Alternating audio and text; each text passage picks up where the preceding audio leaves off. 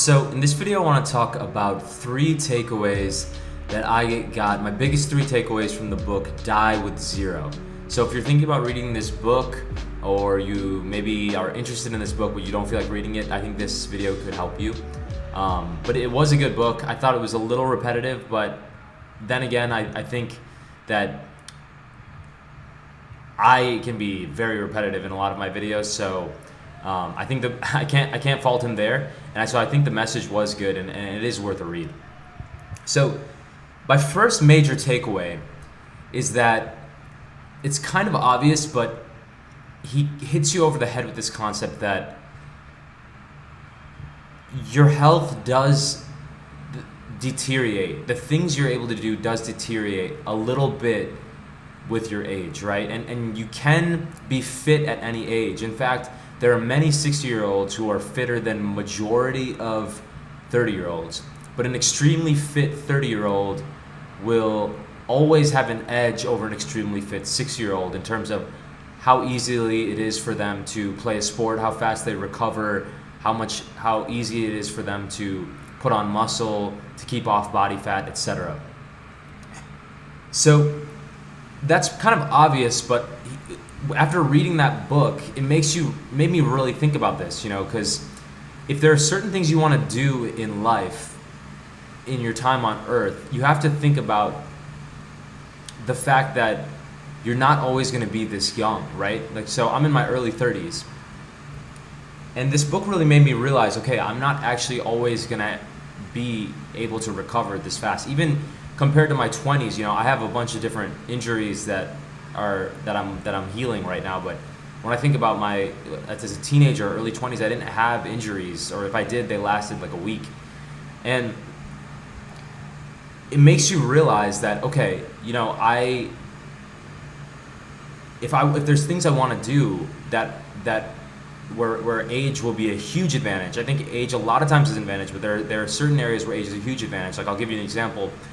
One of my friends just came back from the Australian Open. He's watching the Australian Open, and he's super hyped up on tennis right now. And my perspective, I can just see the passion in his eyes when he talks about improving his tennis game. And my perspective is that if he should just go all in on it right now, or as all in as he can. You know what I mean? He's already in really, really good physical shape, but he's also in his early 30s.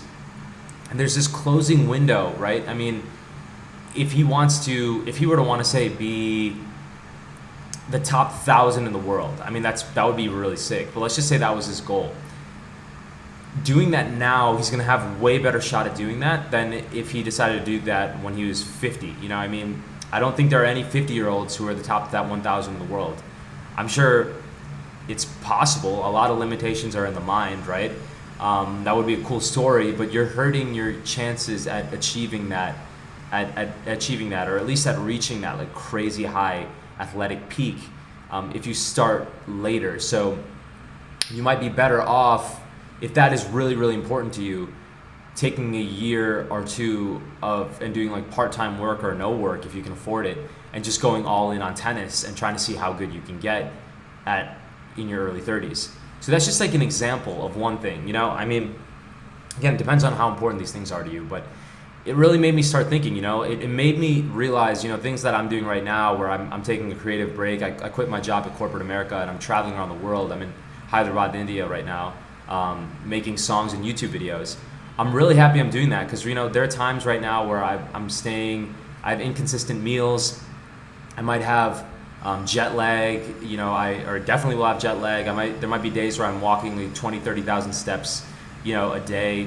And it's easy for me to do that now, but it's not always going to be easy for me to do that. So it's really interesting that it's really good that I'm doing that right now. And I'm sure I'll be able to travel a lot more in the future too, but I think it's really easy when you're working a good job like I was to just do it and then think, okay, I'm going to travel and I'm going to like focus on sports later. And then you get to the 50 or something and you think to yourself, dang, I can't do the stuff that was as easy for me earlier. It takes a lot more effort. So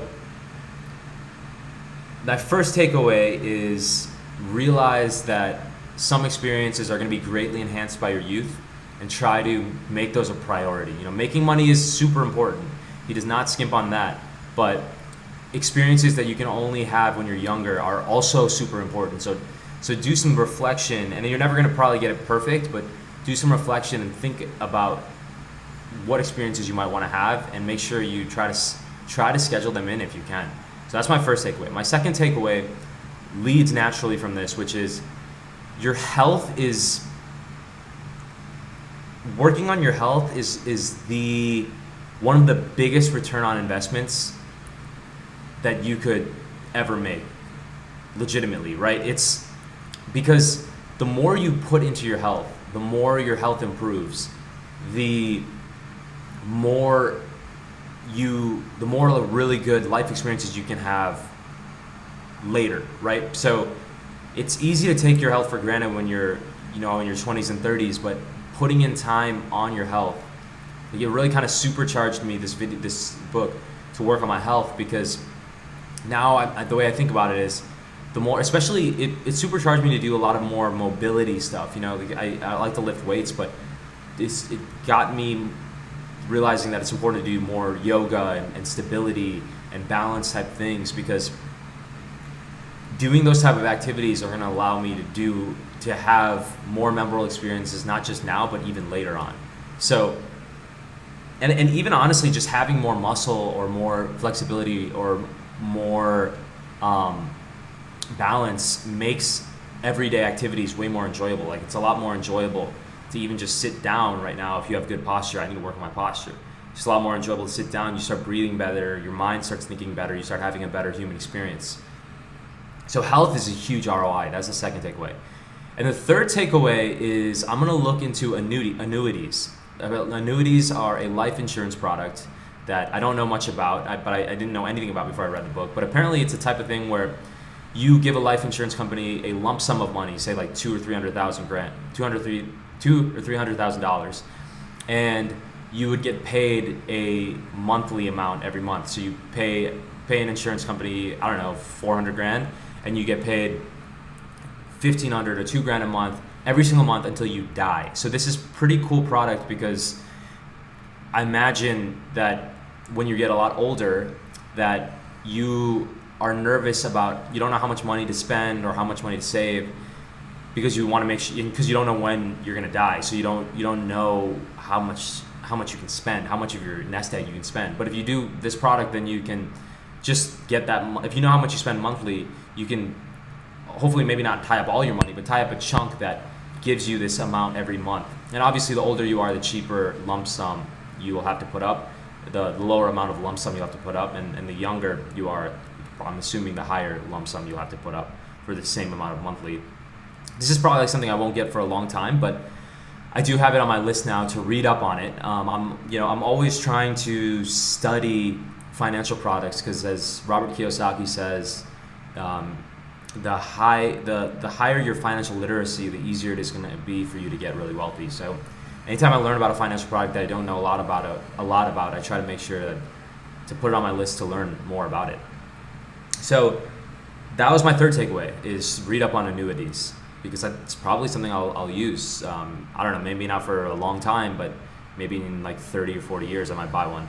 So it's good to learn about it now, so it's not scary, it's not intimidating, or it's just something I have in my mind. Sometimes you learn about financial products and you don't act on them for a while. Like, I remember reading about cryptocurrency and learning about it, and then 2 years later I ended up buying some, and I wish I bought more, but that first initial reading was important. So anyway, I thought I'd share. Let me know if you read this book or if you like some of these concepts, and do leave me a like and subscribe if you liked this content. I would really appreciate it, and I will talk to you all in the next one. All right, take care. These ups and downs like an elevator ride, heavily putting sounds in the cloud, and I don't think twice. It was just last year, I was scared to post, I didn't want to share all the songs that I wrote. Lyrics I would write and burn the flames on the stove, I lacked courage to promote. But now I'm getting close.